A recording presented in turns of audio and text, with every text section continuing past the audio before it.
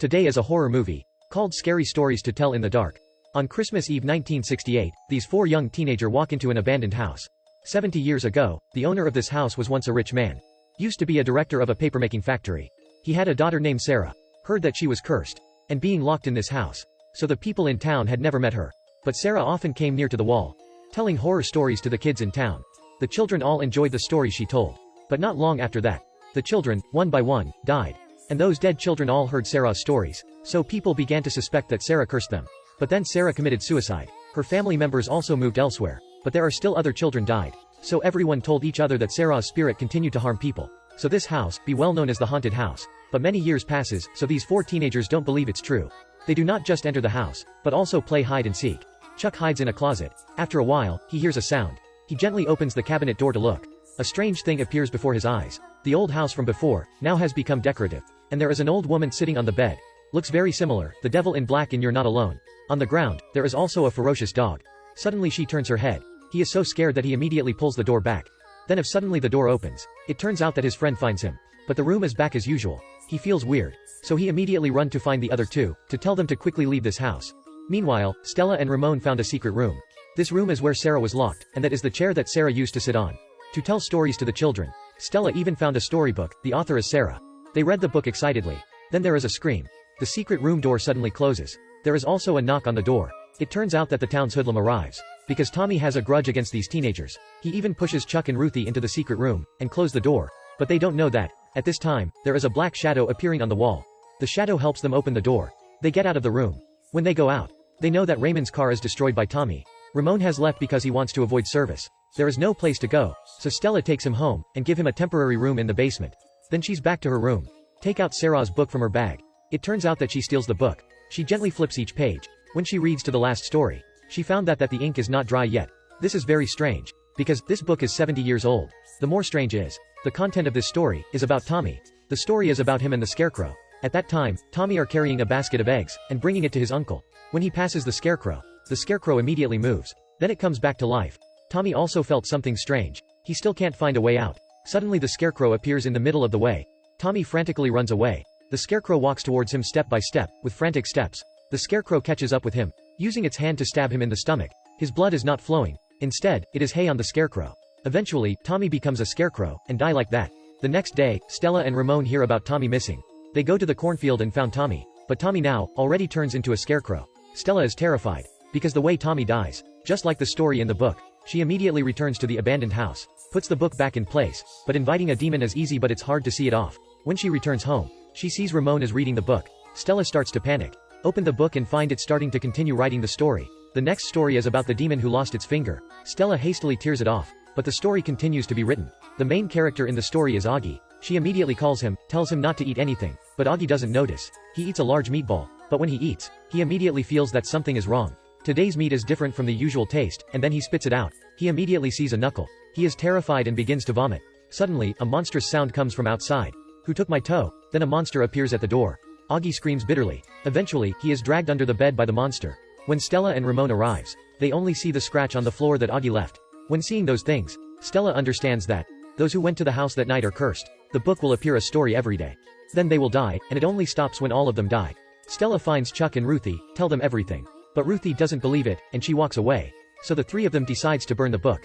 But unexpectedly, this book doesn't burn either. It took a few hours to burn and still remains the same. They have to go to the library, searching the information about Sarah, to find her weaknesses. But even they find the entire library, there is no information. They just find that Sarah does not have to commit suicide at home. But in the hospital, her family members didn't move out either. But after she died, they all went missing after one night. All appear in this book. At that time, the book continues its story. This time the main character in the story is Ruthie. Ruthie is wearing makeup right now. Then her face is covered with a large pimple. When she wants to squeeze it, the pimple suddenly pops. From the pimple, many ants emerged. Fortunately, the three of them appear in time. Ruthie doesn't die though, but have a mental crisis, and has to go to a mental hospital. 3 consecutive people are harmed. Chuck starts to feel fear, because last night he had a nightmare. In a red room, he was eaten by a fat woman. If you want to remove the rope, you must find someone who ties it. The three of them decide, going to find the reason why Sarah killed herself. They go to the hospital that Sarah committed suicide. Stella and Ramon sneak to the data room. Chuck is out to guard. In the data room, they found Sarah's file. The reason for hospitalization is due to schizophrenia. Her doctor is her brother. They even found a tape recorder. There is a conversation between her and her brother. In the recording file, her brother made her admit. It is her who killed the children. Sarah also spoke the truth. That is because of the paper-making machine that contaminated the environment. These children drank contaminated water, so they died. Sarah always wanted to tell this truth to people, but her father locked her up in a secret room and punished her with inhuman tactics. Electric excitation, hunger strike, isolation. It's very cruel. After listening, Stella feels pitiful for Sarah. At that time, the book starts to write the story again.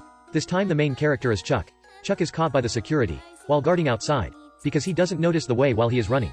So he has run to a red hallway. A fat lady appears in front of the hallway. The fat demon smiles, goes toward him.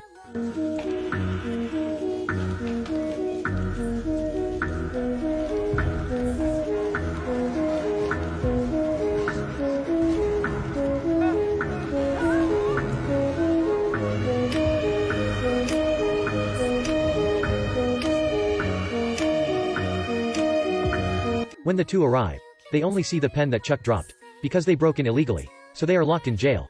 The book is also seized by the policeman. At dawn, the police realizes that there is a story in the book telling a story about Ramon and a zombie. At this moment the lights in the police station suddenly go out. Something flies into the room, then slowly reunites into a monster, killing the policeman.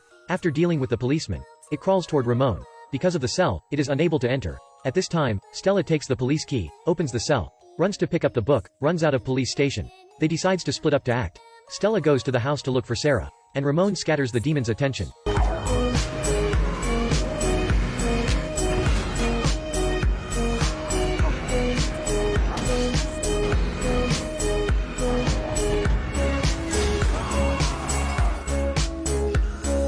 After stopping the demon, he stops the car to run to the house. Stella, over there, just entered the house. The space immediately changes. She has returned many years ago, and turns into Sarah.